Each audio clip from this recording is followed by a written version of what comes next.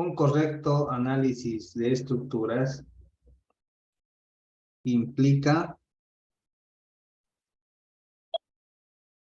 un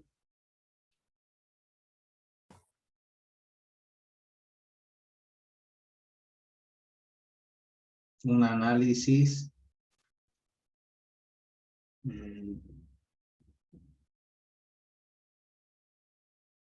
en 3 dimensiones, ¿sí? Porque las estructuras reciben solicitaciones simultáneamente en varias direcciones, ¿sí? En el plano, cuando analizábamos estructuras en el plano, utilizábamos, por decir, 3 ecuaciones de la estática, ¿ya? Pero en el espacio, ¿cuántas ecuaciones usaríamos?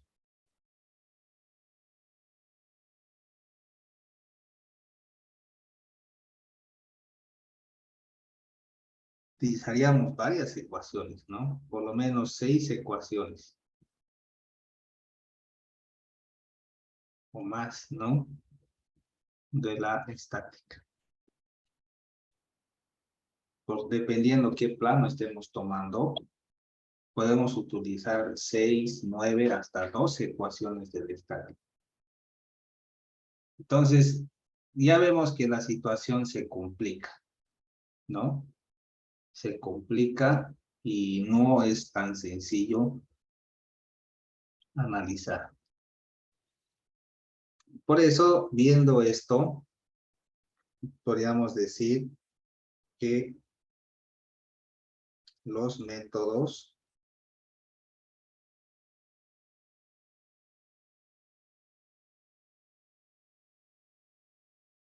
estáticos son limitados, ¿sí? Con estos métodos estáticos no podemos hacer un análisis dinámico. No nos ofrecen las herramientas, ¿no?, que necesitamos para un análisis dinámico, ¿sí? Así que podemos afirmar, no es posible realizar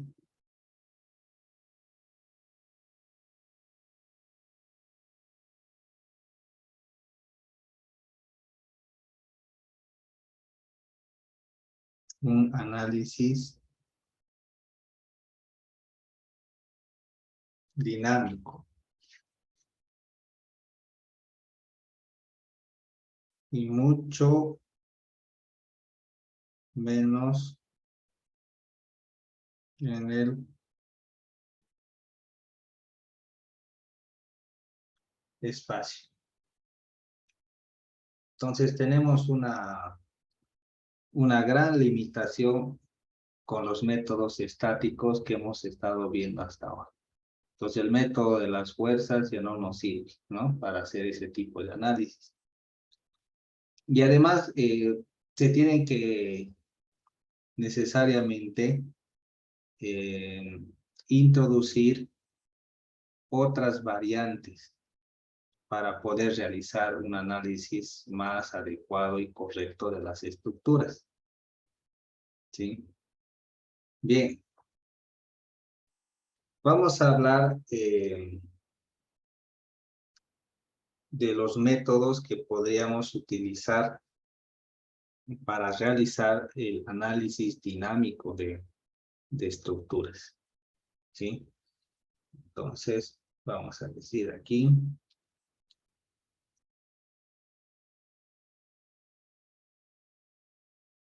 para poder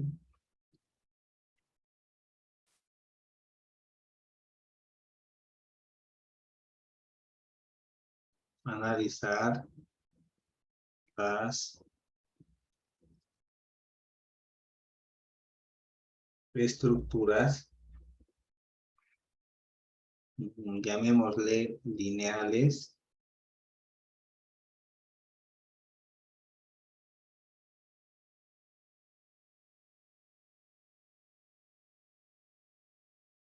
y reticuladas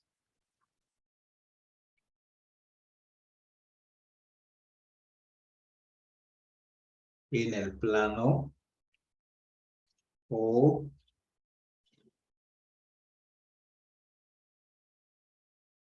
en el espacio con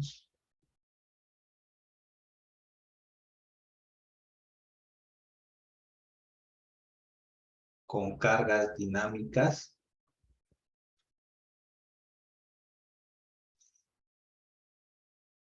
se deben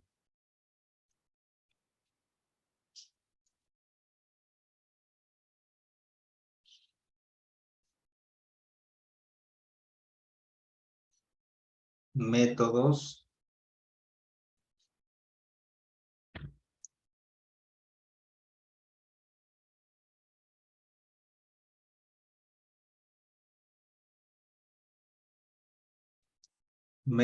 numéricos.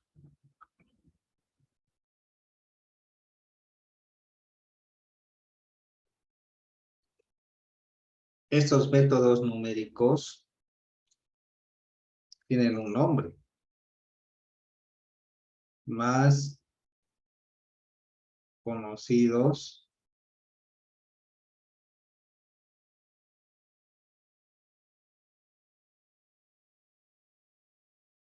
como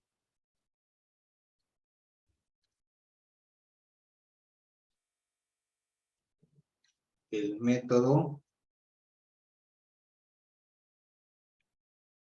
de los elementos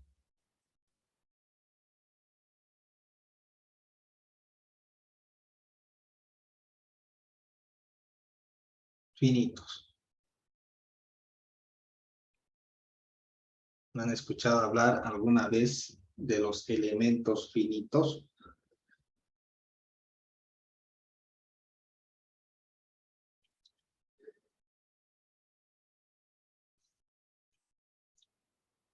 Estos son métodos modernos que implican el análisis mediante métodos numéricos. Es decir, que cuando hablamos de elementos finitos,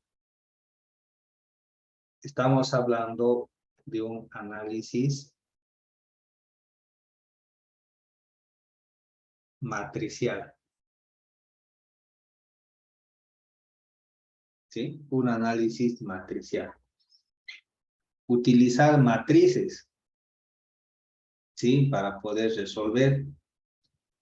Y si lo vemos bien, las matrices son como sistemas de ecuaciones. Y dependiendo del tamaño o de la estructura que se está analizando, estas matrices pueden ser gigantes, muy grandes, y se tienen que transponer, se tienen que multiplicar, tienen también sus reglas, ¿no? De multiplicación, de suma, de división, matriz traspuesta, matriz unitaria y demás, para poder hacer operaciones con matrices. Entonces, aquí entra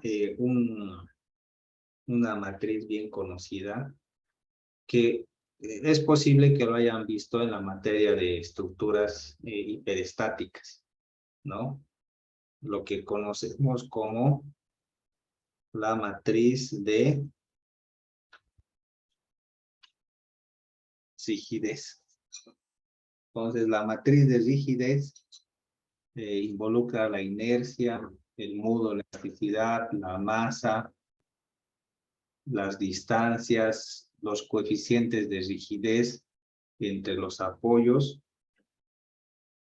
Y esto se puede complementar con los desplazamientos. Y resolviendo la matriz de la rigidez, podemos obtener los esfuerzos, podemos obtener las deformaciones y podemos hacer muchas cosas. Bueno, cuando tenemos una matriz de 3×3, podemos resolverlo fácilmente, ¿sí? Un determinante también, ¿no? Pero cuando la matriz ya es de 4×4, 6×6, 8×8 o más grande, ya no lo podemos resolver de forma manual. Hay algunos métodos para resolver, ¿no? ¿Alguien se acuerda de algún nombrecito de algún método? El famoso método de Cholesky, por ejemplo, ¿no? Un ruso de esos, ¿no? Que inventó un método para resolver matrices que son más de 3×3. Pero también existen métodos numéricos largos, ¿no? Que pueden resolver las matrices. Bueno, estos métodos pueden ser sencillos si utilizamos una computadora. Utilizamos una computadora y con la ayuda de esa computadora podemos hacer todos los ciclos y las iteraciones que se requieren para poder resolver estas matrices.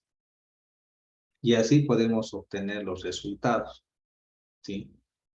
Que buscamos. Podemos transponer una matriz y demás. Así que programas como el SAP, el ETABS y otros programas parecidos que ustedes tal vez han usado, utilizan métodos matriciales. Lo que hace el SAP, por ejemplo, es crear una matriz de rigidez. Ya crea una matriz de rigidez con el diseño que ustedes están haciendo y puede añadir algunas variaciones a la matriz de rigidez dependiendo a qué lo que le están poniendo.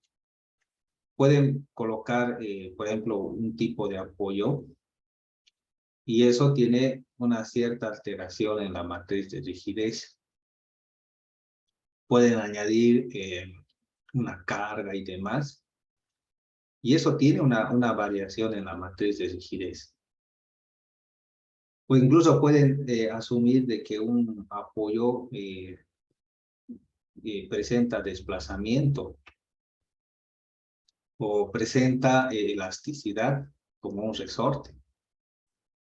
Entonces, en la matriz de rigidez se añaden esos detalles, esas propiedades, y se puede hacer mucho con la matriz de rigidez, de tal forma de que resolviéndola, que puede tardar mucho haciendo de forma manual, pero la computadora, imagínense, ponen resolver en el SAP o en el ETABS y tarda algunos segundos, ¿no? Pero resuelve, ¿no? La matriz y nos da los resultados que estamos buscando.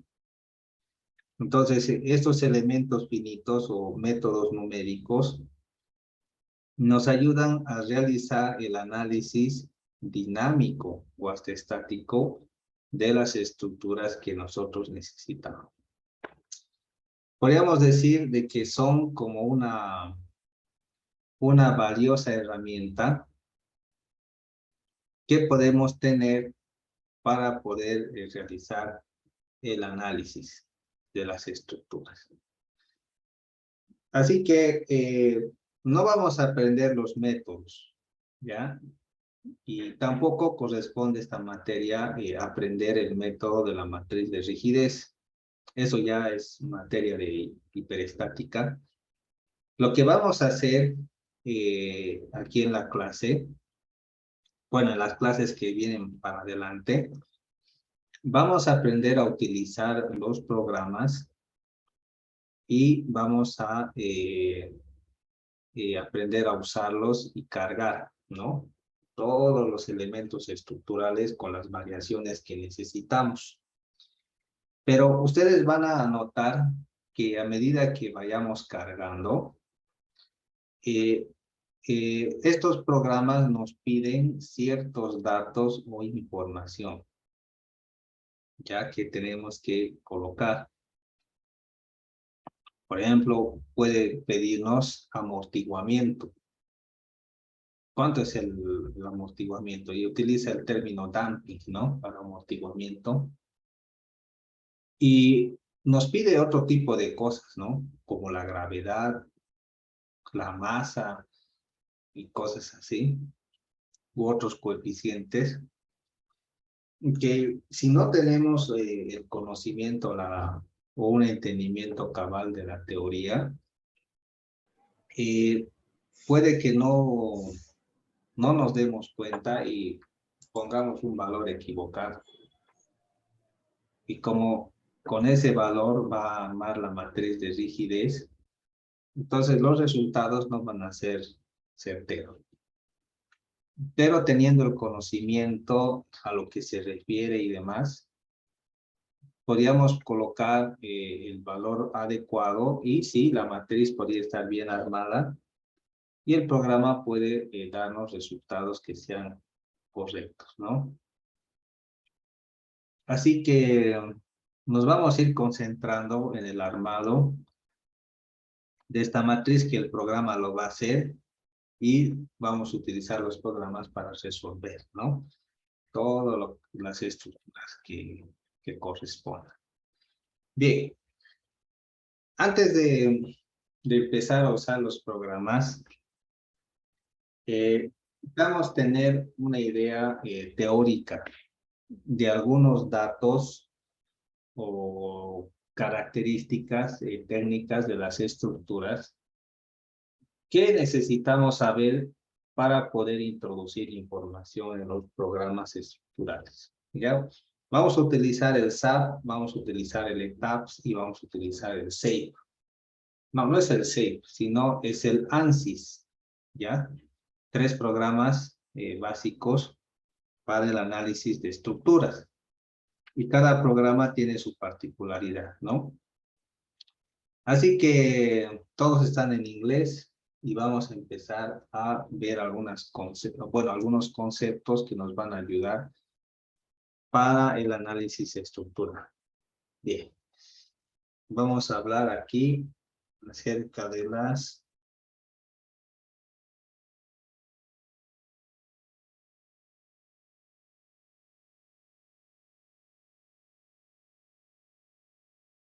consideraciones especiales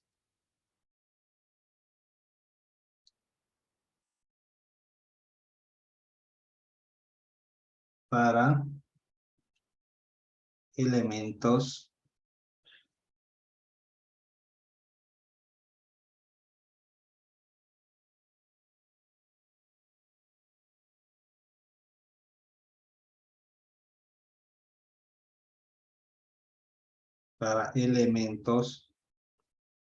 estructurales. ¿Sí? Hablemos acerca de tipos de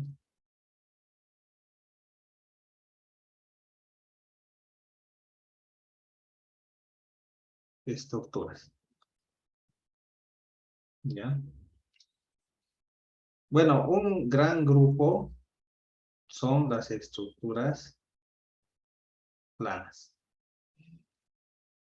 ¿A qué se refieren las estructuras planas, jóvenes?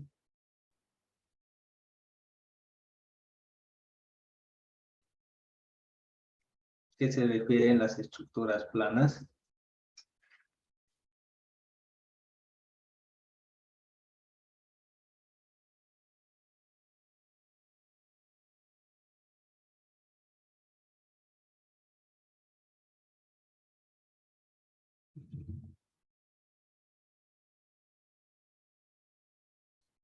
A ver, ¿cuáles son las estructuras planas?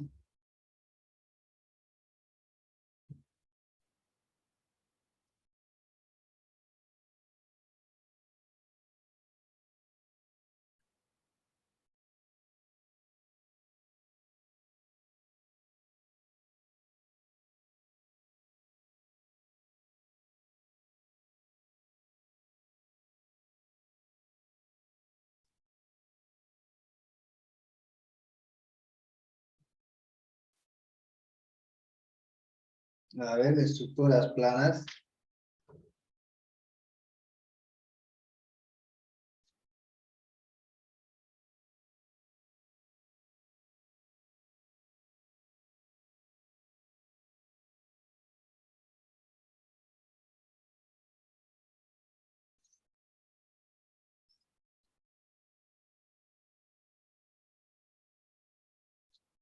Estructuras que están en el plano cóncavo. Por ejemplo, ¿cómo se llama esta estructura?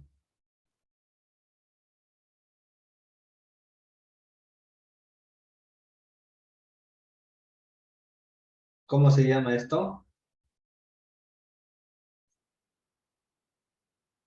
Pórtico.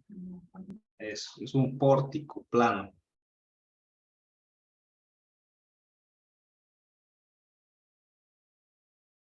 Está en el plano, ¿no? Lo analizamos dentro de un plano. Por eso lo llamamos un pórtico plano. Ahora, ¿cómo se llama esta estructura?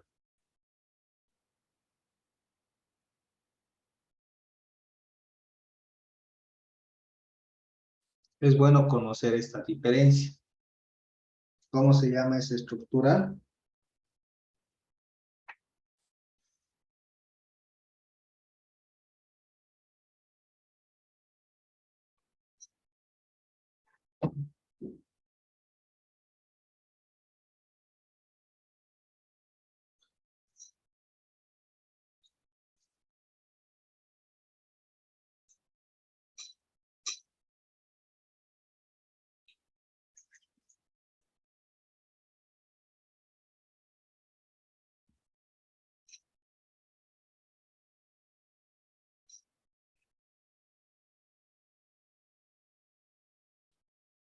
¿Cómo se llama esa estructura?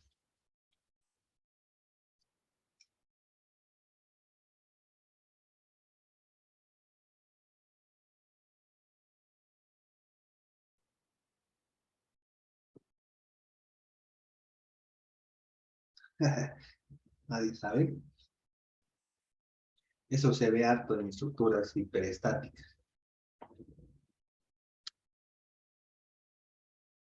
Esto se llama un marco plano. Entonces, la diferencia entre un marco y un pórtico, ¿cuál sería? ¿Notan la diferencia?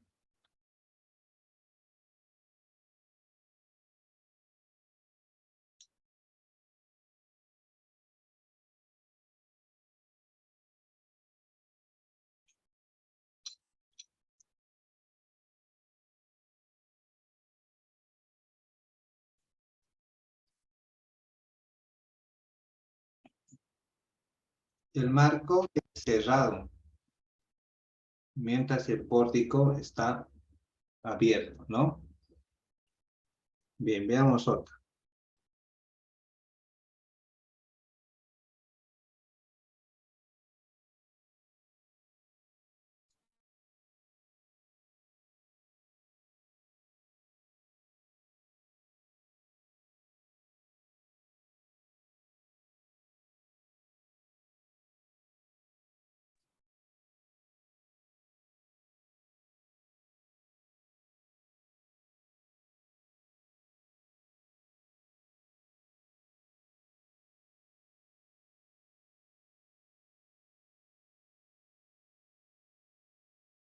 Eso faltaría que no sepan qué es, jóvenes.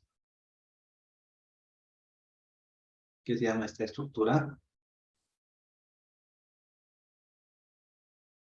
Cercha. Eso.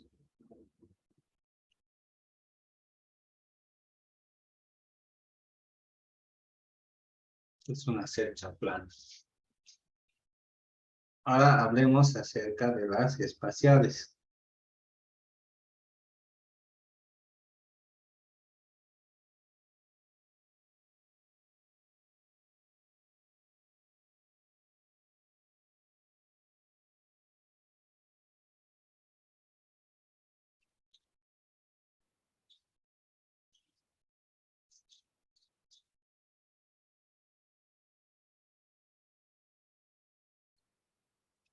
Las estructuras espaciales son un poco más complejas.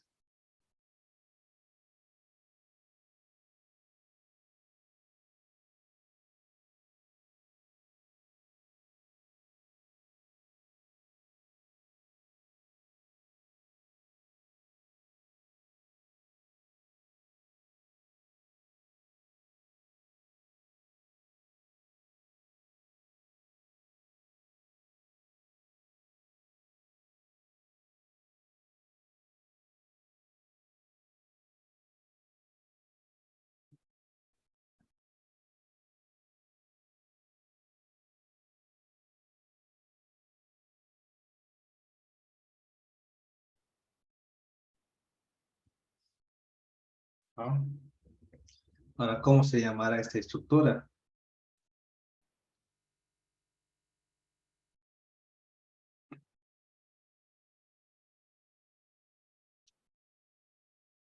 ¿Mm? Este es un pórtico espacial.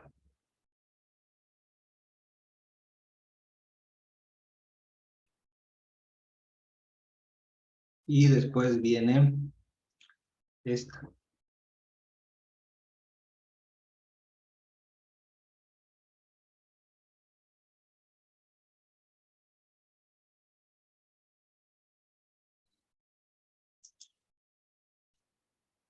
Esta es una cercha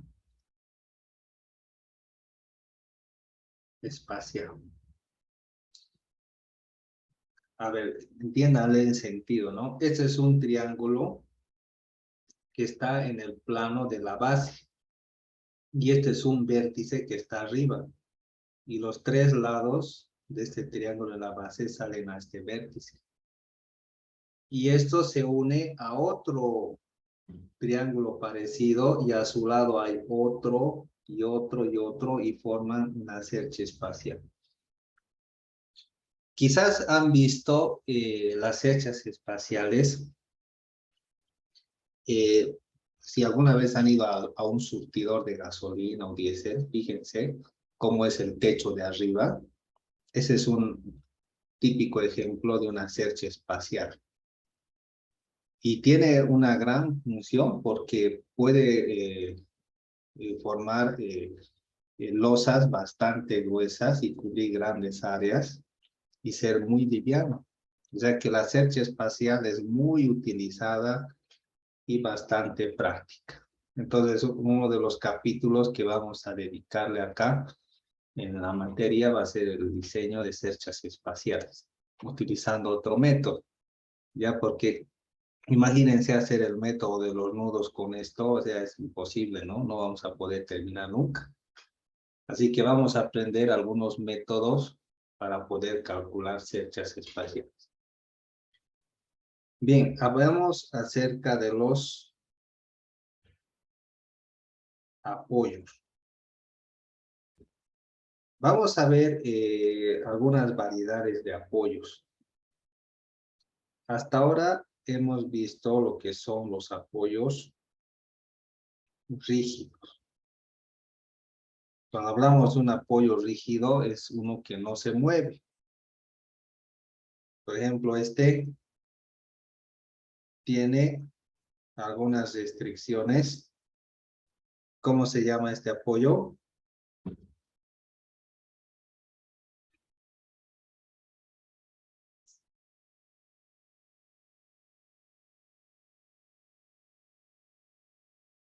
El empotrado, ¿no ve?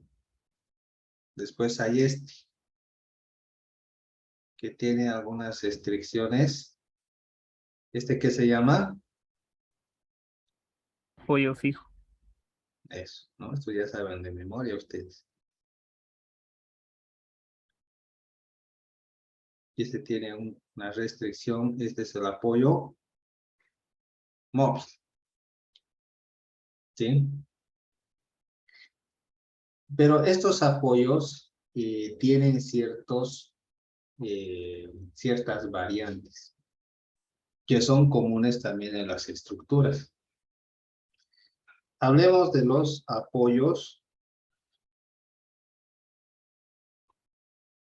con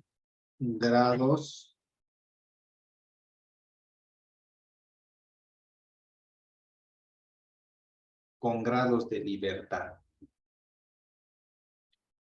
Puede incluir desplazamientos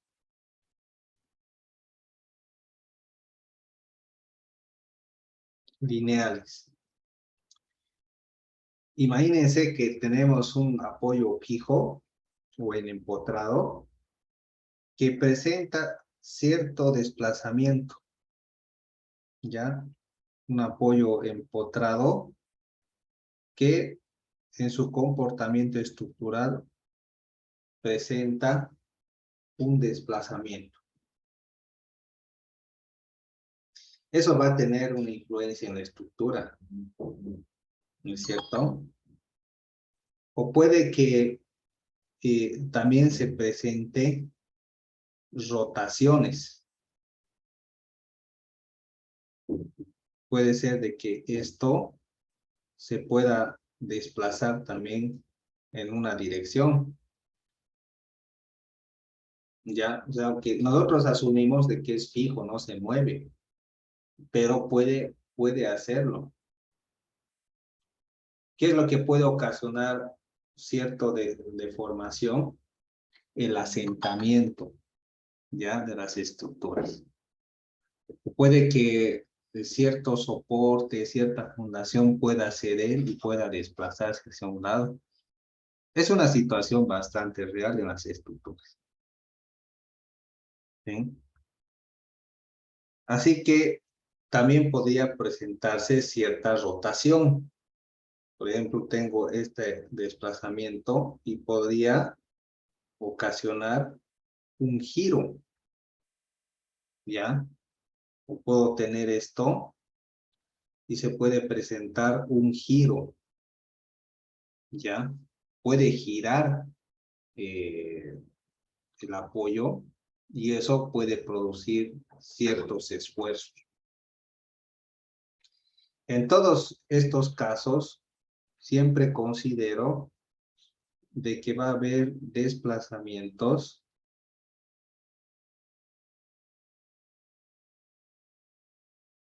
y rotaciones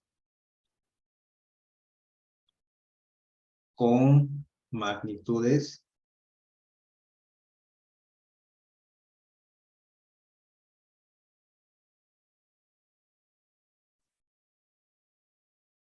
pequeñas, ¿sí? También podría considerar apoyos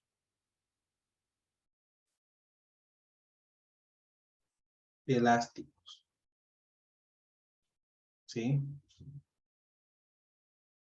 Podría ser el asunto de los resortes.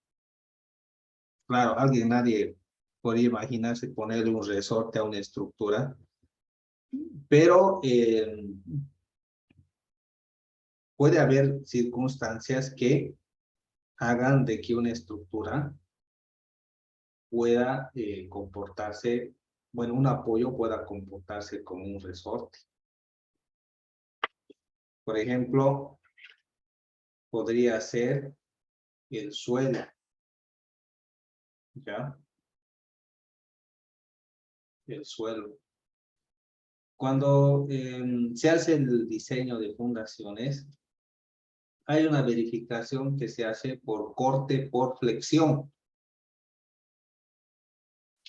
También hay un valor que se llama el coeficiente de balasto. ¿Ya? ¿Para qué sirve el coeficiente de balasto? ¿Cómo se utiliza el coeficiente de balasto? A ver, si acuérdense. Fundaciones.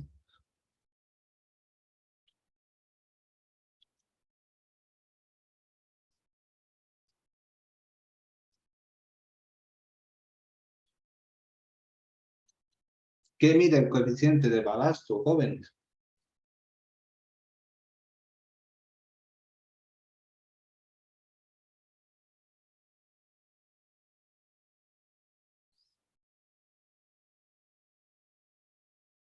mide la rigidez del suelo. Porque cuando las columnas empujan hacia abajo, producen un esfuerzo de flexión. Pero ¿qué hace el suelo? El suelo responde hacia arriba y ocasiona un esfuerzo de flexión contrario. Así que la losa de fundación necesita más refuerzo negativo que positivo debido a las columnas. Entonces, tiene una influencia después. Y este actúa de acuerdo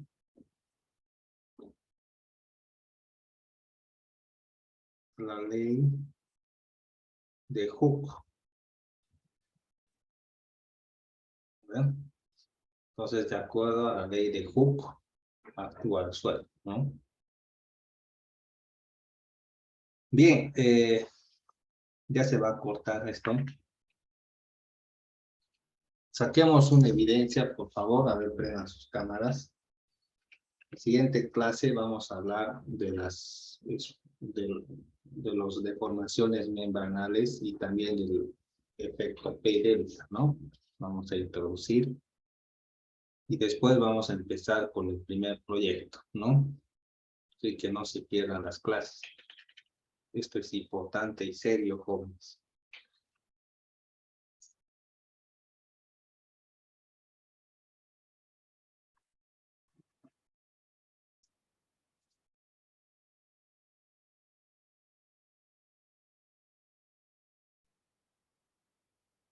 Bien, quedamos acá, jóvenes. Si no hay nada más que decir, nos vemos.